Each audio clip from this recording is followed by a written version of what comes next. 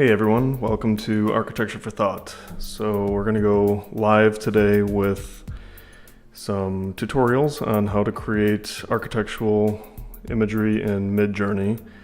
I had a lot of response on one of the comments I created in my community chat area, so it looks like there's some interest here. I want to clarify that I have not taken any courses on this, so everything that I'm going to be showing today are just concepts that I've developed on my own, but I'm sure they're probably pretty consistent with some of the things you've been seeing online for the more developed images, at least. So without further ado, we'll jump right into it. Let's see here.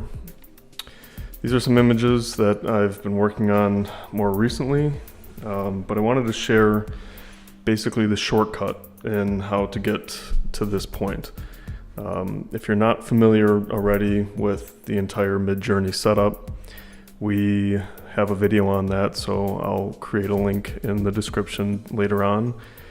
But after you're familiar with how everything works, the big shortcut, the big secret is basically uploading your own image or reference images for Midjourney to work from. So if you've never done that before, the way you do that is you simply click this plus button at the bottom of the screen, and you'll get a prompt to ask you to upload a file. Click on that, it'll bring you to your file folder where you have images saved, and I'm going to select this one to open it up. It'll pop it in the message box, and then you have to press enter to make it load, basically. And after that, you then need to open the image, open it again in the browser, and that'll give you the HTML for that image. You can also take an image offline if it's already uploaded somewhere there. But just remember that, with copyright issues and everything like that, my recommendation is to use either your own images or images that basically have allowances to let you use other people's images with credits given to them. So I will take this HTML, copy it, go back to my Discord, click out, and when I start my prompt by doing /, you just paste it in there. So you're halfway home. That's going to give you the general look and feel of the image. It's going to draw some colors, some geometry, and just as an example, we'll plug in something that I already have prepared here. We'll go with, let's see. So if you're seeing on my screen now, I basically have an entire document that has every prompt that I've ever written. And if I wanted to do something, maybe let's go very traditional. Well, I say traditional, but I mean modern traditional. So this prompt is going to be a cinematic photo of a contemporary, modern, orthogonal, large architectural villa with glass and aluminum storefront, wood plank walls, textured concrete, artificial lighting, accent lighting, native landscaping, California sunrise, foggy. So that's a long prompt, but I want you to take notice of all the different qualifications or qualifiers or specifications that are in there. I mean, you really have to think of just what you're imagining this image to look like to communicate with the artificial intelligence what you want it to create. So I'm just going to paste that in, sort of a shortcut here, and I'm going to let that run. So while that runs, we'll work on another one here. So again, I'm going to, or actually before we start that, if you're seeing a lot of these complex images, complex geometries, some that look like they were either made by an architect that you already know, I won't name names, but a lot of the curvilinear stuff you're seeing looks familiar. It's because people are probably taking images to start with and then doing what I just did, overlaying a prompt on top of a reference image. So what's also cool about the reference images is that you can take two reference images and combine them together with very minimal prompting to just see basically what it comes up with. So I wanted to show an example of that. So for instance, I have this image here, which is a 3D print I made of just kind of a sculptural form, but I like the shape and the form, so I'm going to copy that, or actually before I copy it, and we're gonna hold off on that. Before I copy that, I'm going to upload another one of my images that we're going to pair it with. So here I have a much more traditional rendering I've done for a client. It's a beach house design. This was done in Revit, so it's a real project. Nothing done with artificial intelligence or anything like that. So I'm going to open it in my browser, copy the URL, jump back into here, and let's start a prompt. So I'm going to paste that one in there, and then I'm going to come back to this one because I'm curious to see how it's going to merge basically the two images together with some minimal prompting. So you just need a space between the last HTML or URL, and then you paste that next one in there. And then let's just keep it simple. Let's write one together. We'll say something like modern architectural villa.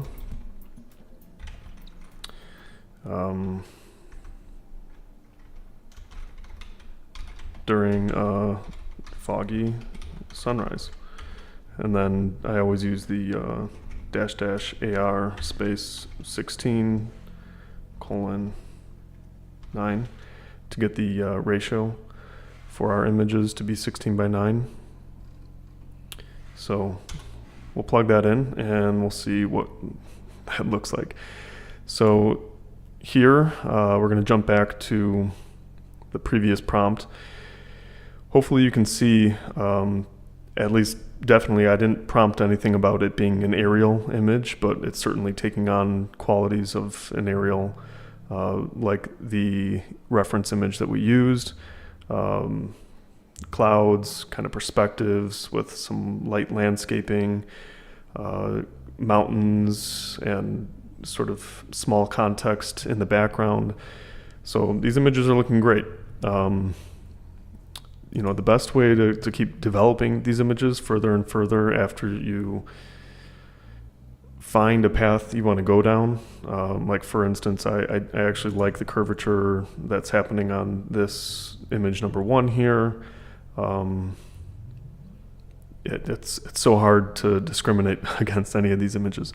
But for whatever reason, I like that image kind of the most.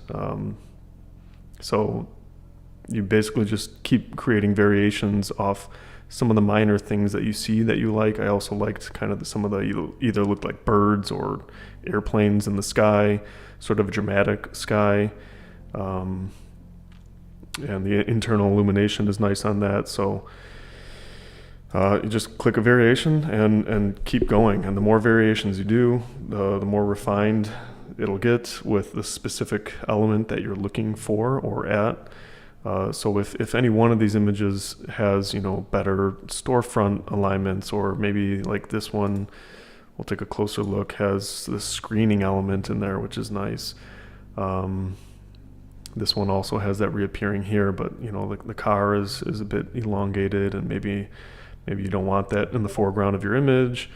The perspective on some of these lower ones just looks a little off maybe. But so, you don't select those to move forward with. And I found that the more options you're creating, like very early on when I started this, I would be producing hundreds, thousands of images, just because, for instance, this example, I would click variations on all of these and then do variations on all of the ones that it would produce, and it would get out of control really easily. So anyway, let's jump back down here to our mashup of our beach house design and our 3D print modern sculpture and see what it produced. Pretty cool. Sort of like what I was probably expecting it to look like. And we didn't even prompt that much out of it. We added the fog, which my beach house rendering did not have. So it definitely added that. And it's looking like a nice modern architectural villa. So, if you liked any one of these, I actually like the lighting coming in on this with the pool, and the reflections are nice. The geometry on this upper left one is a little informal for me. I like kind of the more refined gestures on this one and the bottom right one. This cantilever is pretty nice on this one. So again, very difficult. I didn't really have anything in mind when I kind of popped that in, so it's difficult to assess the images for why or how I would want them to develop. But let's just do a variation on 4 to see where that goes. Again, this one, great. It's taking that curved element that I liked in that first image, and it's kind of extrapolating on that. Also, the screening is starting to reappear more prominently in some of these images. It kept the birds flying in the air, made them more realistic in terms of the pattern. So every time you refine these images through the variation, it's going to continue to basically refine the elements that are in the image. So, just remember when you're selecting the images, like this one's taking on too much of a sci-fi thing in this bottom right-hand corner. I don't like it, so I'm not going to continue with that. Unfortunately, I did like the way this framed element was protruding out of the side there.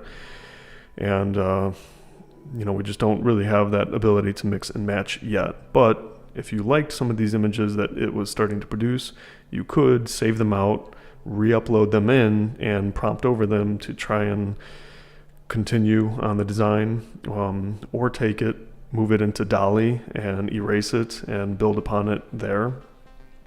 So that's basically what the process is. 1, 2, 3. We'll do a variation on 3, and I might just upscale 2 just so we have something to look at there.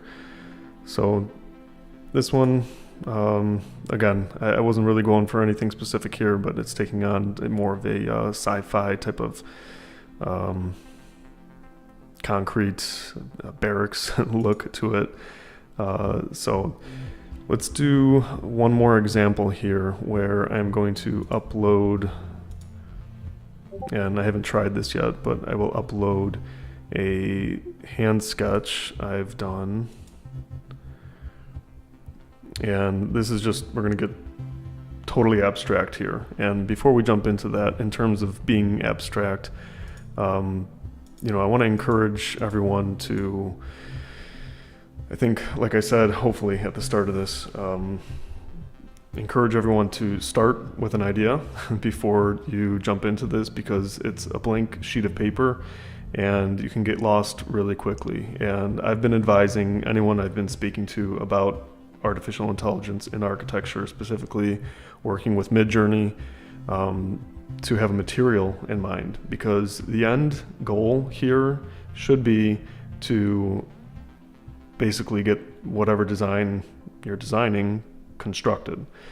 And my interest is very heavily on digital fabrication, so a lot of the images I was producing leaned on sort of this aesthetic of a 3D printed pavilion or hut, mud hut, being printed with clay. So that was sort of my specific pursuit. But if you have an interest in working with wood or with metal or steel framing or any of those, kind of concepts or materials, look up more specifics about those types of construction techniques and include those in your prompt. So for instance, if you were doing a metal framed building or a steel frame that had, and I'll pull up this image on the screen here, a 3D Voronoi, I can't even say the word, Voronoi pattern to it, you would want to put, that word in and include structural connections, multifaceted, multi-directional, bolted, and hope and encourage the AI to include those details in your images. So here's just some more interesting concept images that you could include, and again, make sure that you have the rights to use them, or are giving credit to the proper people if they've allowed you to use them. But this is the hop fibration, which is a cool pattern that you can use to inspire kind of pavilion designs. The Lorenz equation was one that I used recently to produce, I think, what I'll use for the thumbnail of this tutorial. So anyway, these are sort of very abstract concepts, but when you jump back into the real nature of it, you should be starting with a material in mind. So here, let's do something abstract again. These are just, sort of composed lines that I have that I'm going to mix with an old prompt that I have that is basically vegetation, but I'm just curious to see what it's going to look like. So I'm going to take this image, open it in my browser, get the URL, and paste it in. Imagine, paste that in, space, jump back into my prompts, and I think I've got it right here. This was a popular one that I did that got referenced in a couple articles. It's my otherworldly succulents. So I haven't used this one in a while. We're just going to kind of go rogue here and see what that looks like.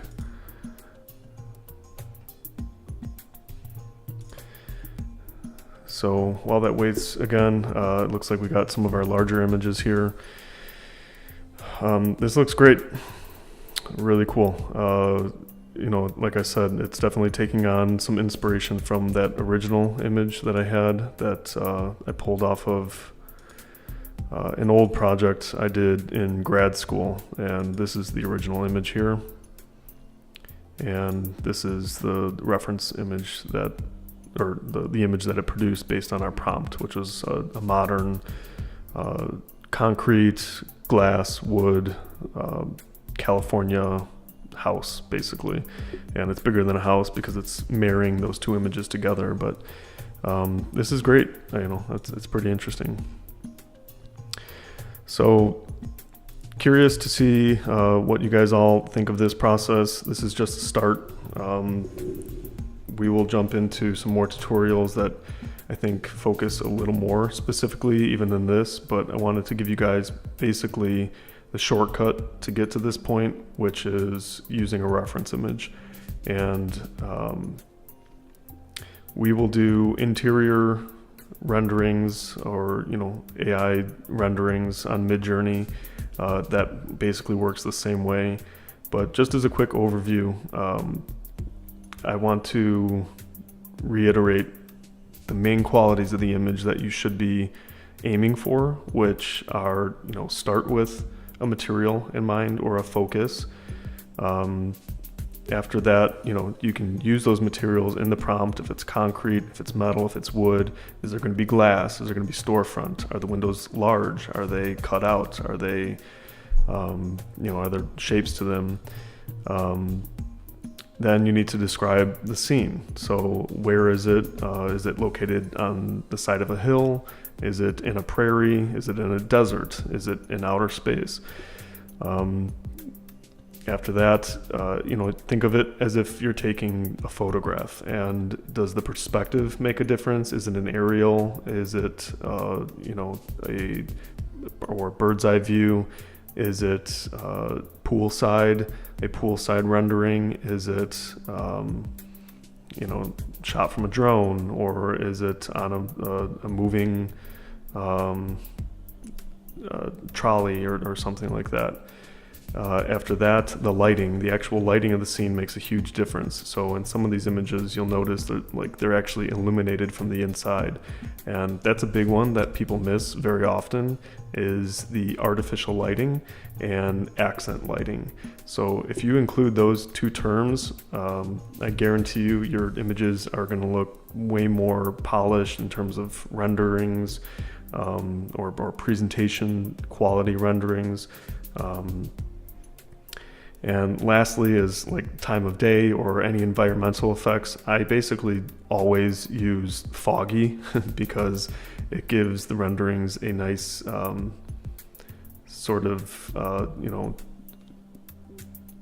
guess foggy or moody effect, with the background faded and the foreground more clear. Let's see, it's not really liking my prompt here. I guess maybe mixed up too many ideas here for it. But anyway, we're gonna stop here just so that we can kind of keep this under a certain amount of time. But like I said, we'll jump into interior renderings and do a few more sessions like this where we can get more specific on different concepts. So if you were here with me right now, I'll do a quick check. It looks like I got a couple people here. Thanks for tuning in. And I'll be curious to hear your thoughts. And if you have any comments or interests, definitely let me know, and we can make some more content that's specifically focused on that. I don't think you guys should have to pay for this type of information. The images that people are producing are basically free anyways. So here we go. This actually just popped in at the nick of time here. Nothing like what I was expecting it to look like, but kind of cool in a weird way, definitely taking on the drawing aesthetic of the original reference image. So you can see how that can work to your advantage or disadvantage if you're creating drawings or sketches or anything of that nature. I'll just scroll back up through here so you can kind of see some of the previous images I had been working on. This one was basically using this Lorentz equation as a reference image mixed with whatever prompt I was working on here. I'll just kind of rattle it off if I can find it. An organic shaped flowing pavilion made from wood lumber with bolted structural steel connections, lattice screens, a thatched roof, which it did not take, artificial lighting on a low wood deck platform in a grass field with prairie landscaping, accent lighting during a foggy, bright, colorful sunrise. And then it's got the 16:9 aspect ratio. That was a lot for it to try and grab in there. And some of them, were looking more woody than the others. But again, it was trying to marry together a lot of concepts in that, which is great. I mean, I think that's obviously the benefit here. But this is really great for really cool images. But again, I will be giving a lecture shortly about how I think this needs to stop. Basically, the eye candy, it's great, it's fun to look at, but especially if you are young in your career in architecture, a student or just graduated or in your graduate program, I would really encourage you to be focusing more on how you can extrapolate this into a working workflow or a process to basically develop these images into something more constructible or through a digital fabrication process. And I also have videos on that look at creating depth maps for this and extrapolating actual digital geometry from those depth maps. So we're moving towards that. It's gonna come quick. And I encourage you to be on that train, like while that train comes, because if you're just sitting around making beautiful images where you can't, decipher the difference between any of these four, you're wasting your time. They're cool, again, they're pretty to look at, like I said, but it's basically art, and if you can't bring it into the real world,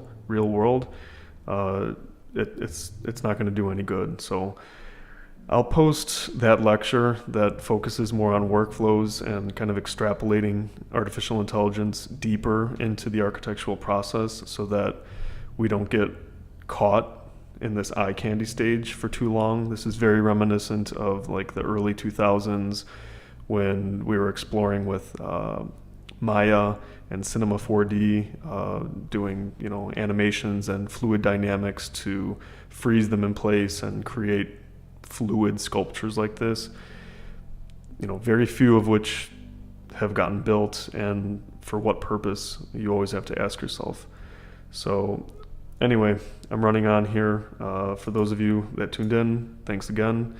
Let's plan a time to do this again. Thanks, guys. Bye.